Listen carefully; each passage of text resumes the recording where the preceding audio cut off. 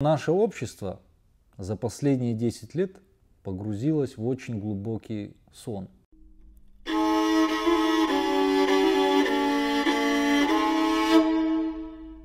Нет никакого развития гражданского общества. Поэтому современные политические процессы на севере Осетии очень глубоко заморожены, а на юге, несмотря на более живое, естественно, состояние, как вот недавно отметил блогер Фарниев, о том, что вот в ходе этих политических, конфликтов, которые сейчас на юге происходят, очень малая вовлеченность населения. Допустим, по сравнению с тем, что было 10 лет назад, была совершенно другая картина. И я буду говорить не о политической составляющей этих событий и современное вообще состояние нашего общества, а больше о культурной, потому что, я думаю, у нас хватает политических обозревателей, экономических, так сказать, с точки зрения осетинской истории, осетинской культуры. Начнем с нашего великого Коста, вернее, с его смерти, потому что о самом Коста мы уже говорили, и отправной точкой осетинского национального движения является день 10 апреля. Как вы видите, по случайному совпадению, именно 10 апреля будет днем выборов президента Южной Осетии. Так вот, 10 апреля 1906 года смерть и похороны Коста, они вызвали необычайное пробуждение осетинской национальной интеллигенции и масс осетинского народа. Потому что Коста на тот момент был, можно так сказать, канонизирован при жизни в массе народа, его почитали, так можно сказать, святым. И поэтому, когда некоторые люди, скептически относящиеся к национальной культуре, задают вопрос, что Коста является святым, в определенном плане можно сказать, что да. Для осетинского обывателя, во всяком случае, 100 лет назад это так и было. Особенно для осетинской национальной интеллигенции, которая после его смерти начала формировать, развивать национальное гражданское общество. То есть были созданы театр, первая осетинская национальная газета, осетинское общество ИР, и резко активизировалось национально-освободительное движение за автономию, за самостоятельность культурную Осетии. И вот эта вся осетинская национальная интеллигенция в 1917-18 годах объединилась в круг Коста, Кошта и Корт. Естественно, гражданская война, установление советской власти, она очень сильно подорвала стабильное это развитие осетинской национальной культуры, да и в целом вообще развитие России. Тут нужно упомянуть, что на юге Осетии большевики взяли на себя задачу удовлетворения народного запроса на самостоятельность. То есть они стали защитниками, можно так сказать, осетинской свободы, которую угнетала националистическая, шовинистическая Грузия. В глазах народа это было так. Во всяком случае, в 19-20-х годах. Они подняли восстание, которое, как мы знаем, подлец Джугели очень кровавым образом подавлял, и что сопровождалось этническими чистками, которые, в принципе, можно квалифицировать как геноцид. И основная часть осетинского населения с юга была вытеснена на север.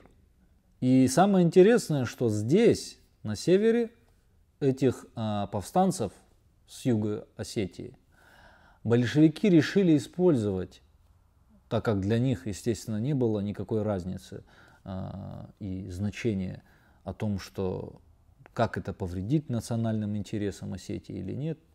Такого вопроса у них вообще не стояло.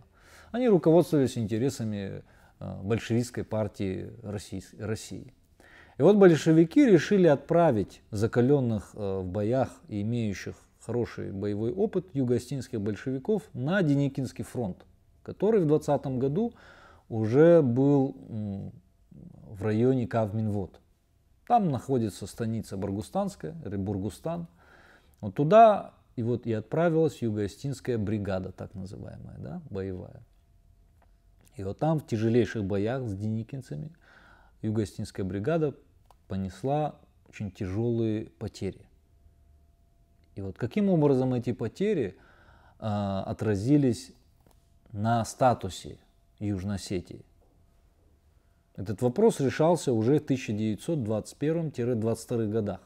Кстати, решался он Сталиным, Орджоникидзе, которые отдали этот вопрос на решение грузинских большевиков уже после того, как Красная Армия захватила Грузию. И вот в отличие от Абхазии, которой удалось отстоять свой суверенитет, ну, во всяком случае, в те годы, Южная Осетия была включена в состав Грузии. Ну, мы помним, что Орджоникидзе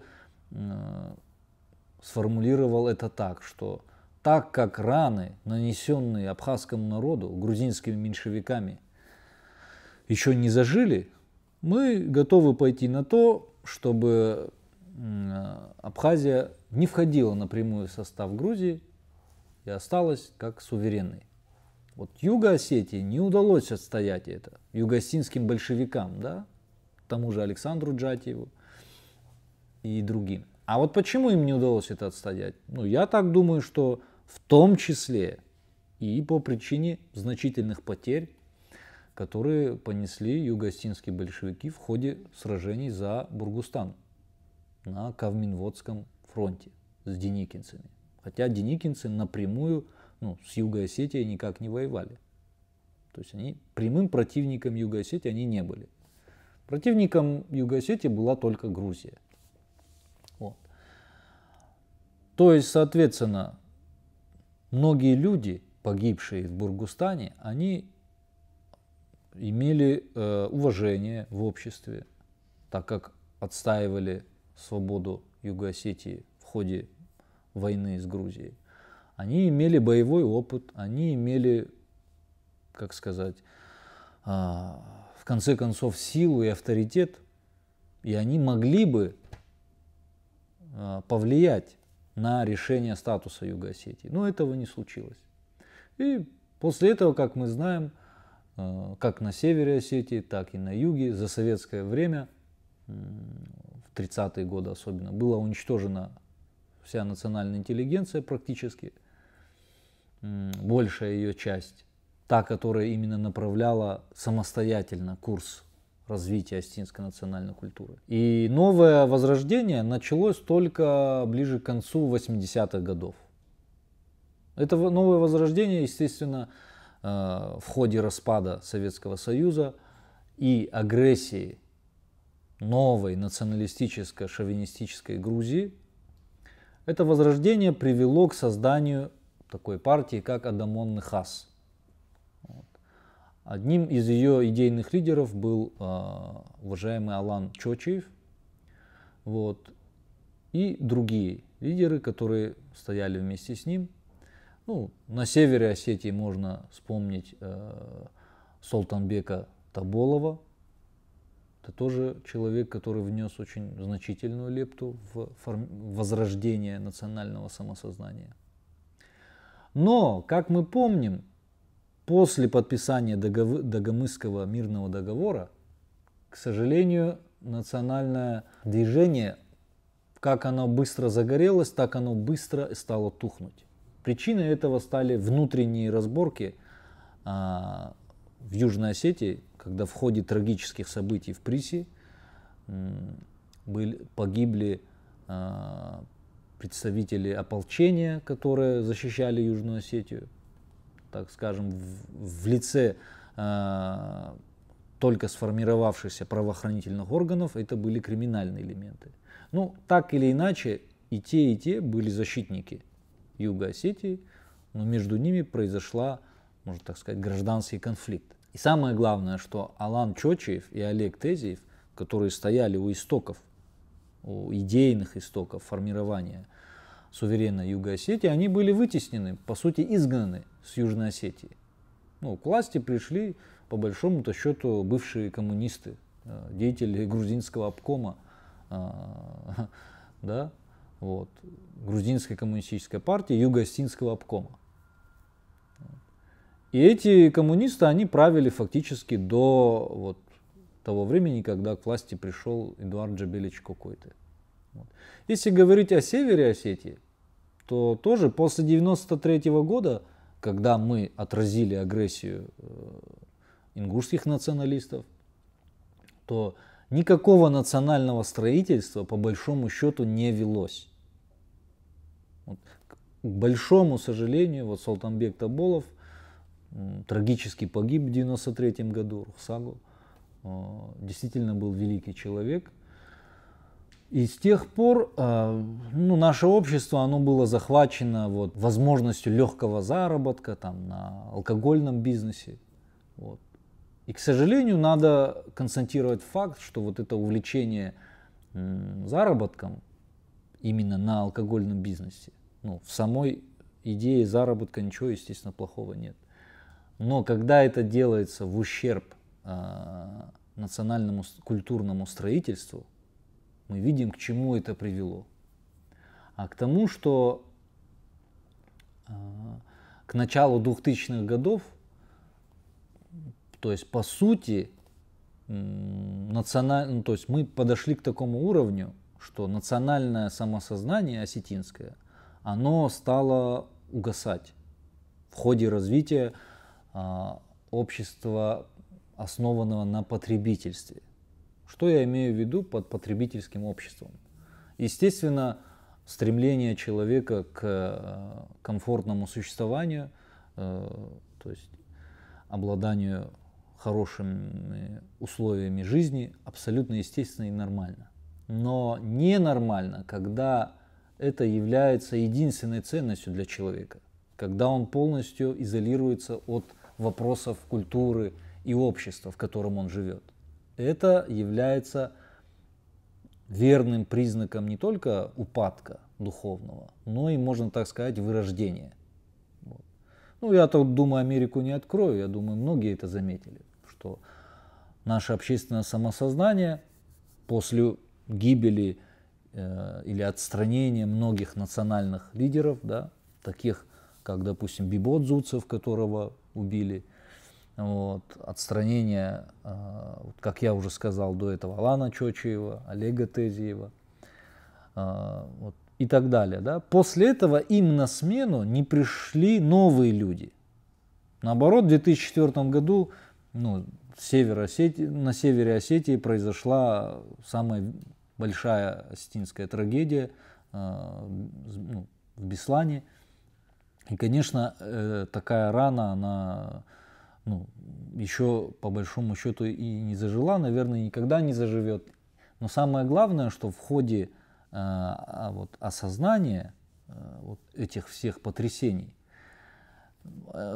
наше осетинское общество не смогло выработать какую-то самостоятельную, культурную автономию. И главным актором с самого начала является государство. То есть оно направляет все, задает все направление. Вот что касается, самое главное, национальной идеи или национально-культурной идеи, да, то в статье 13 Конституции Российской Федерации идеология, по сути, запрещена. То есть в России нет никакой идеологии официально.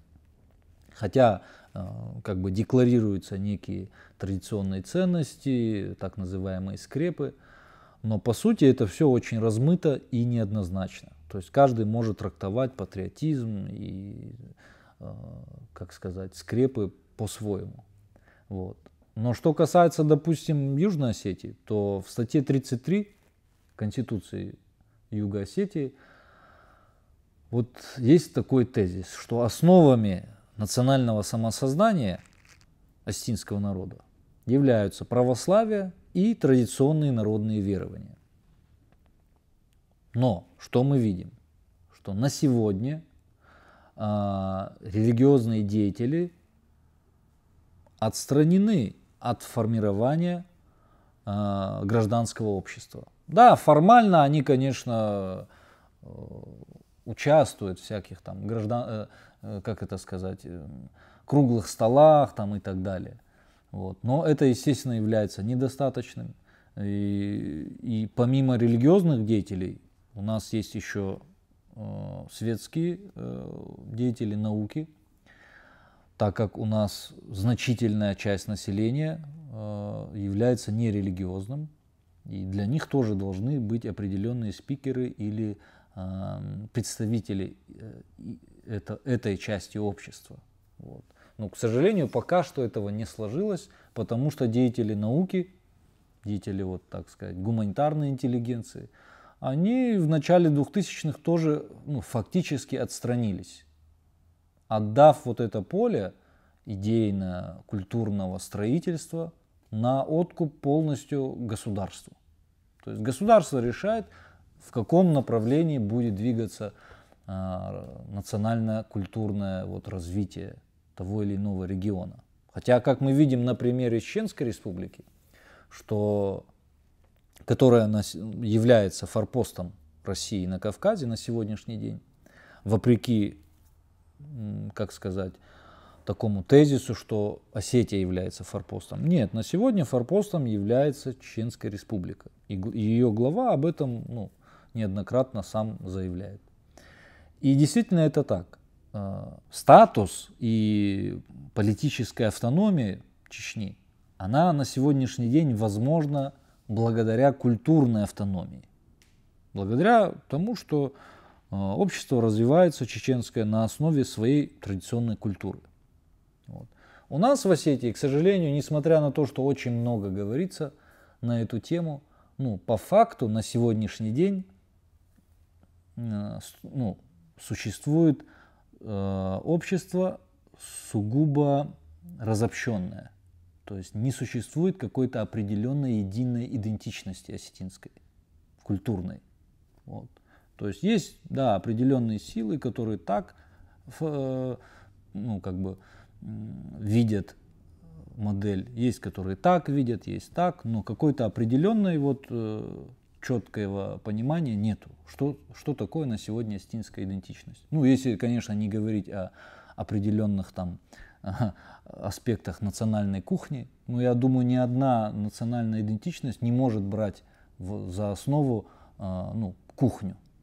Да, это, конечно, важный и хороший аспект, но на основе застолья не может формироваться общество. Вот. Это просто невозможно. Должно быть что-то более.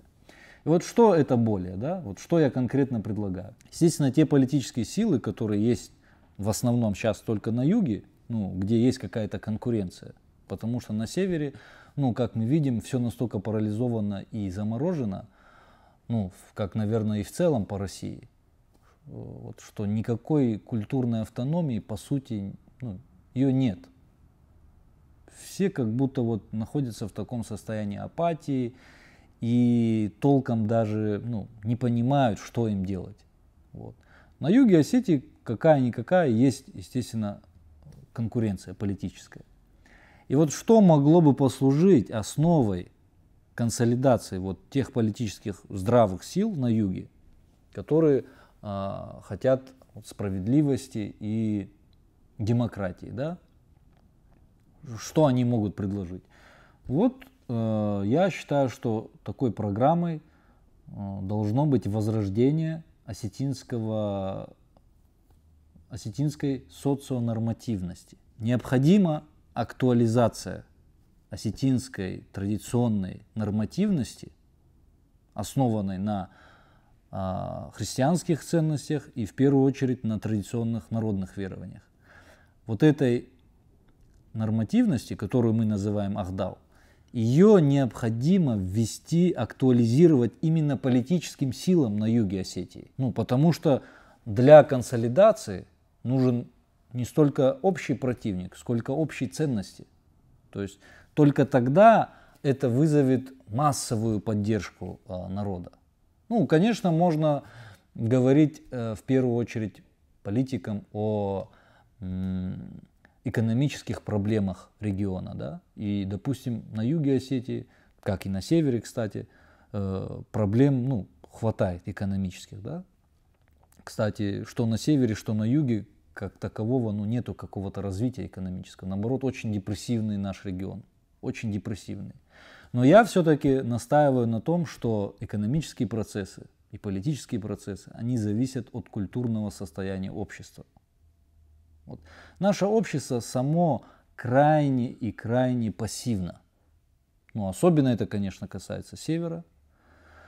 Вот. Но то, что происходит на севере, мы должны вот это четко понимать. Вопреки глупым и подлым дуракам, так сказать, да, которые говорят о том, что якобы вот проводят разделение, что есть вот южане, есть северяне. На самом деле, вот во всяком случае, я вижу по северу Осетии, что выходцы с юга, и здесь вот фамилии, которые отсюда, они все уже настолько перемешались, что нет никакого различия, северный Ирон или южный Ирон. Эта граница, она только формальная. Вот.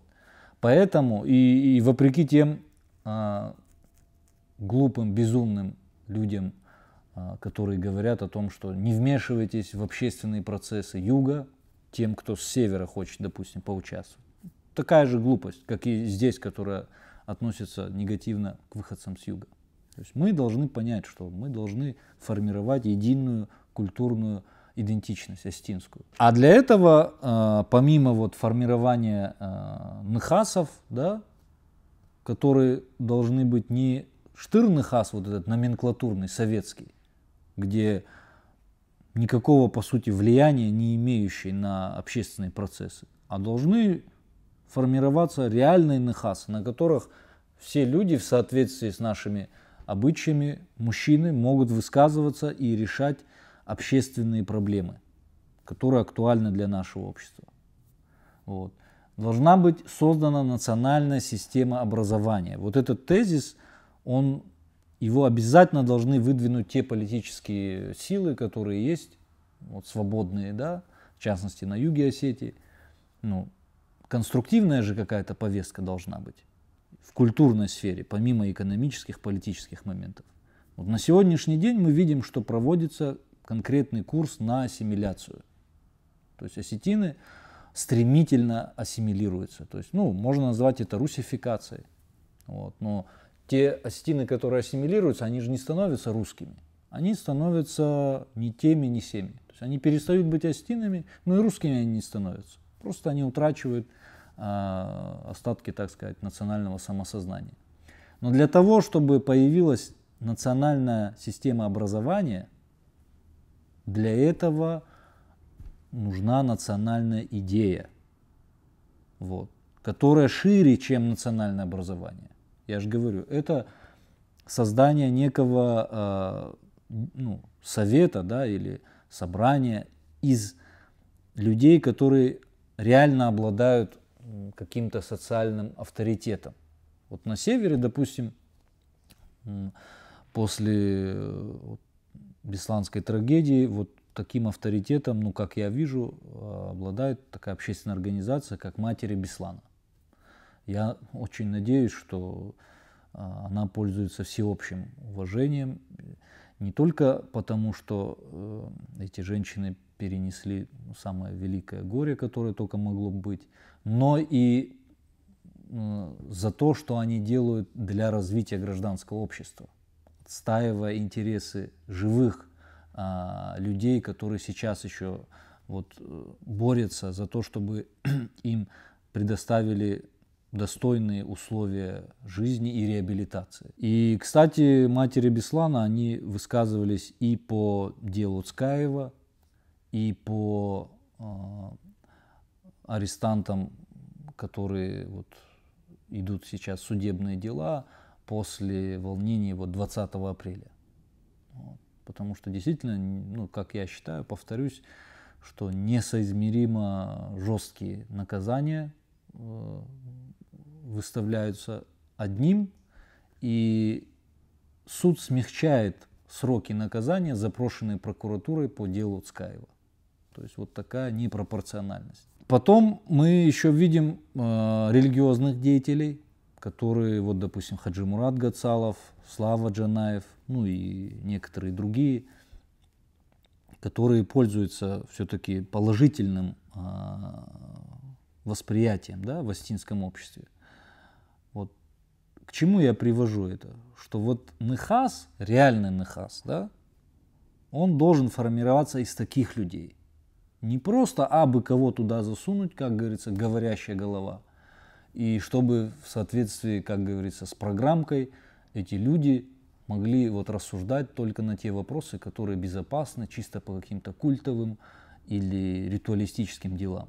Нет, всегда деятели религии, они отделены от государства, но они не должны быть отделены от реальной общественной жизни. Потому что у людей, чтобы решать какие-то действительно общественные проблемы, должны быть нравственные ориентиры. Если этих нравственных ориентиров не будет, будет то, что есть сейчас. Полное разобщение и полная апатия, и вот это потребительское отношение к жизни. Когда я говорю потребительское общество, еще раз подчеркну, я говорю, что я не имею ничего против желания